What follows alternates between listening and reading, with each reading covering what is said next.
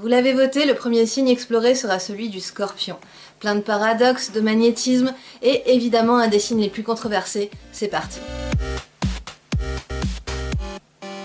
C'est un signe qui est intriguant dès ses symboliques premières. Il porte déjà un énorme paradoxe et une confrontation des instincts de mort et de vie, et est immergé dans ses pulsions, dans ses instincts. Plein de choses que la culture occidentale a laissées de côté en pensant l'être humain complètement lucide, un animal pensant. Le Scorpion pose ainsi la question de notre part animale et pulsionnelle. Alors quelles sont ses caractéristiques humaines? Le Scorpion est tout d'abord un signe très émotif. Il va ressentir très fort les événements de la vie, ressentir très fort les relations et avoir un investissement émotionnel profond inscrit dans ses pulsions. Il aura donc besoin de se préserver du monde extérieur et de pouvoir choisir les moments où il est en lien ou les moments où il est en retrait. Cette mise en retrait chez le Scorpion se fait par l'attaque. Il va déceler les failles des personnes en face de lui, taper sur les points qui font mal et aller chercher les points de faiblesse pour tout simplement écarter toute source de menace. Il a par ailleurs des repères intérieurs bien affirmés, une bonne mémoire très liée aux émotions ressenties et aux événements relationnels et évidemment des rancunes bien installées, bien inscrites, bien tenaces. Ceci dit, toutes les sources de tension comme la rancune ou la colère sont également les sources de nutrition énergétique du Scorpion. Il aura besoin de se sentir pris dans ce bras de fer avec son environnement pour se sentir pleinement vivant, pleinement en possession de ses ressources. C'est aussi une caractéristique qui s'exprime pleinement dans la sexualité de ce signe et qui lui donne sa réputation sulfureuse et passionnelle.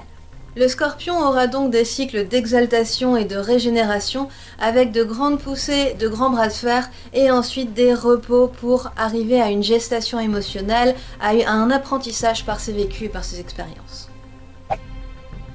Parlons un petit peu positionnement des planètes, parce qu'évidemment vous pouvez avoir votre soleil dans le signe du Scorpion si vous êtes né du signe du zodiaque Scorpion, mais vous pouvez également avoir d'autres planètes, toutes les planètes personnelles ou des planètes collectives au sein du signe du Scorpion. Certaines seront plus marquantes que d'autres et on aura des éléments qui seront très déterminants dans la personnalité d'un individu, même avec des planètes personnelles qui ne sont pas le soleil. Allez donc chercher votre thème en intégralité, vous aurez le lien d'AstroThème et de la page pour faire votre thème de naissance en descriptif de la vidéo. Les planètes actives vont tout d'abord être plutôt bien loties, bien armées avec ce signe. On va avoir un soleil, Jupiter ou Mars qui vont avoir des armes contre le monde extérieur. Ces planètes-là auront une bonne perception de l'entourage et surtout des instincts, des pulsions qui conduisent les individus à avoir des motivations spécifiques. On peut dire donc que quand on a des planètes actives marquées en Scorpion, on va développer un excellent flair de l'humain. Les spécificités vont se situer sur la planète active qu'on aura dans le signe du Scorpion. Si c'est le soleil, on est vraiment dans la grande réalisation de vie qui va se faire sur ce modus de je repère par l'instinct et j'avance dans mon environnement. Si on a Jupiter, ce sera le personnage social, ce sera la présentation qu'on a envers nos connaissances. Et si c'est Mars, ce sera notre façon d'agir. Mars est la planète maîtresse de ce signe. On aura donc une possibilité d'action dotée d'un bon radar et de bonnes armes de contre-attaque. Les planètes sensibles, en revanche, c'est une toute autre question. Qu'est-ce qui se passe avec une Lune ou une Vénus dans le signe du Scorpion? Eh bien, tout simplement, on va avoir des ressentis extrêmement forts, comme le signalent les caractéristiques du signe. On est toujours dans ce ressenti instinctif très profond, très puissant. Et là, en l'occurrence, on va avoir, avec la Lune et Vénus, la perception courante, la sensibilité d'ensemble ou l'investissement émotionnel qui vont être confrontés à ça. Tout ça va nous donner un naturel déjà un petit peu meurtri avant d'avoir commencé à réellement vivre les choses. On a déjà une sensation de menace sur tout ce qui pourrait susciter de l'émotion, sur tout ce qui pourrait susciter de l'attachement.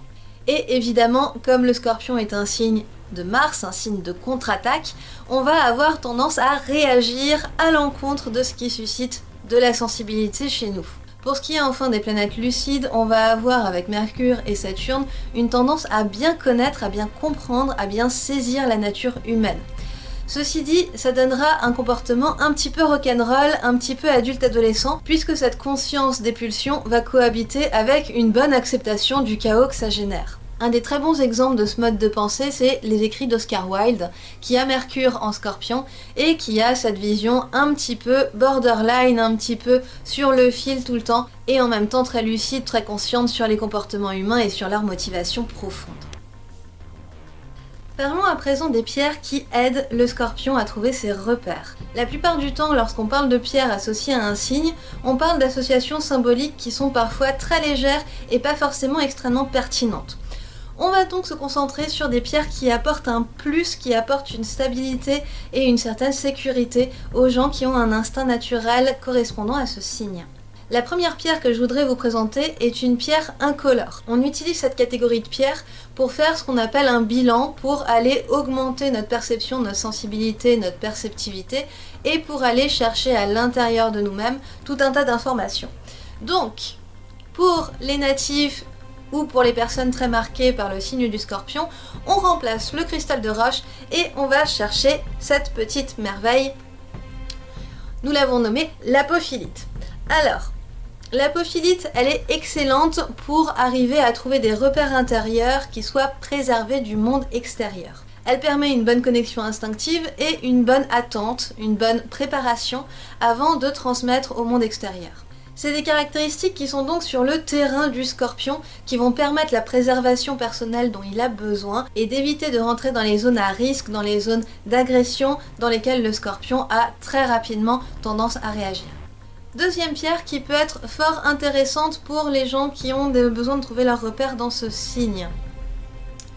On la connaît bien, on l'apprécie tous, c'est l'obsidiane œil céleste. Et l'obsidiane œil céleste ici va permettre tout simplement une connexion instinctive profonde et entière que le scorpion adore. On va du coup permettre avec cette pierre de créer une plage tout simplement de vécu naturel intérieur, très introspectif, très profond, et du coup qui ne rentre pas toujours pas dans une extériorisation qui pourrait faire se sentir en danger. Par la même occasion, ça permet une prise en considération des ressentis pulsionnels et des vécus du scorpion qui sont assez souvent difficiles à mettre en perspective. Donc là, l'obsidiane œil céleste va agir un petit peu comme une lumière intérieure et on la conseille vraiment. Allez-y. Troisième pierre, cette fois-ci c'est une sur laquelle je ne pouvais pas faire l'impasse concernant le signe du scorpion, mais qui est très difficile à trouver. Donc, je vous la présente maintenant. Il faudra fouiller pour pouvoir s'en procurer une, chercher notamment sur les enchères, sur eBay, dans les bourses aux minéraux, dans tous les secteurs où on trouve des choses un petit peu plus rares.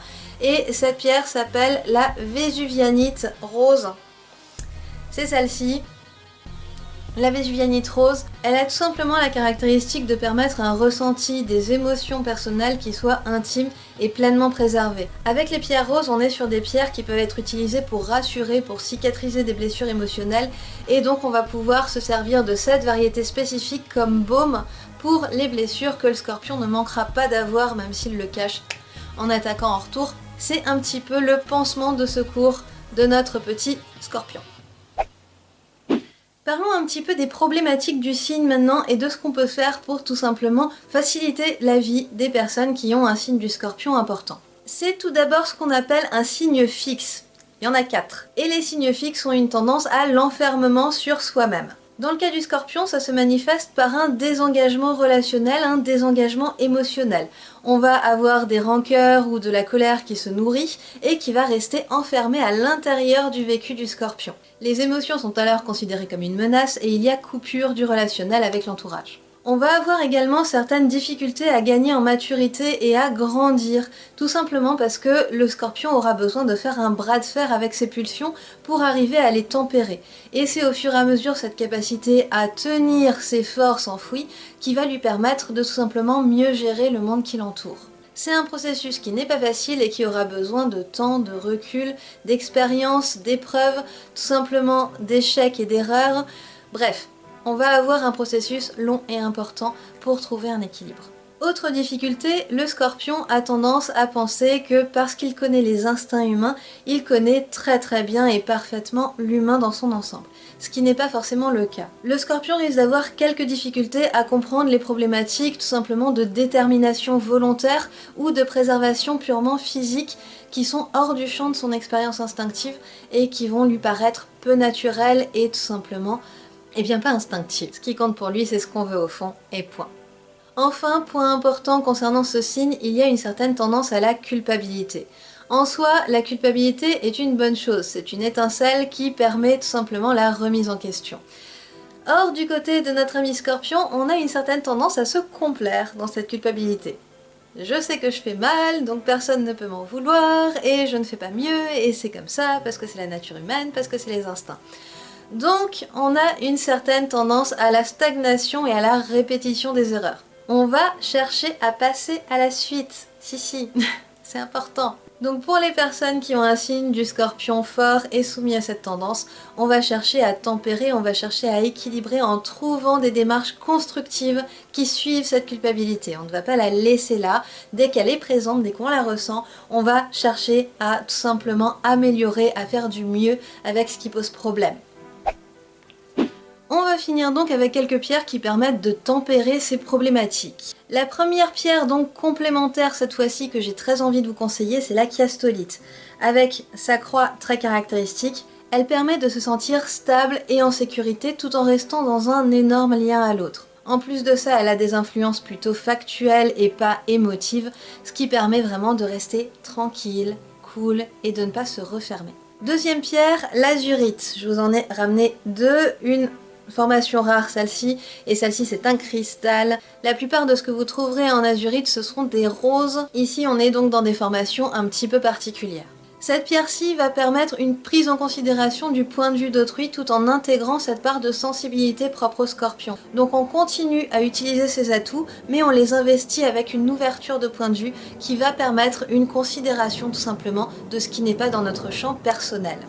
Enfin la dernière, ça va être une pierre de secours, il s'agit de la kunzite, et celle-ci on va la conseiller pour les moments où le Scorpion a tout simplement fait table rase au niveau émotionnel pour se préserver, pour se protéger. Donc s'il y a eu un moment où vous êtes senti très menacé, où ça a fait une coupure et un rejet assez agressif de part importante, on va rétablir le contact avec ses émotions personnelles et la kunzite est tout à fait indiquée pour ça. Attention tout de même, on va l'utiliser dans le cas du Scorpion dans de courtes périodes, tout simplement parce qu'elle va exalter ce ressenti émotionnel qui le rend déjà vulnérable et qui n'est déjà pas forcément agréable pour ce signe. Dernière petite remarque, je n'ai choisi aucune pierre pour tempérer l'agressivité du Scorpion. Il vaut beaucoup mieux pour ça aller sur des solutions comportementales ou d'habitude de mode de vie, faire du sport par exemple, trouver un exutoire qui soit efficace et non destructif. Mais dans tous les cas, on va laisser l'agressivité du Scorpion exister tout simplement parce qu'elle est son moteur. Dans le cadre de ce signe, il s'agit tout simplement d'un élément d'équilibre personnel et les jugements moraux qui pourraient être posés dessus n'ont tout simplement pas de très grande pertinence. Nous voilà donc à la fin de cette vidéo, j'espère qu'elle vous aura plu. N'hésitez pas à mettre un pouce, à partager, plus vous partagez, plus je pourrai faire de vidéos. Les pierres correspondantes à chaque signe sont partagées en avant-première sur Instagram et vous les retrouverez sur Facebook après la vidéo. Le prochain signe à avoir sa vidéo sera voté lors du live de mercredi prochain. Je vous y attends nombreux. Bye!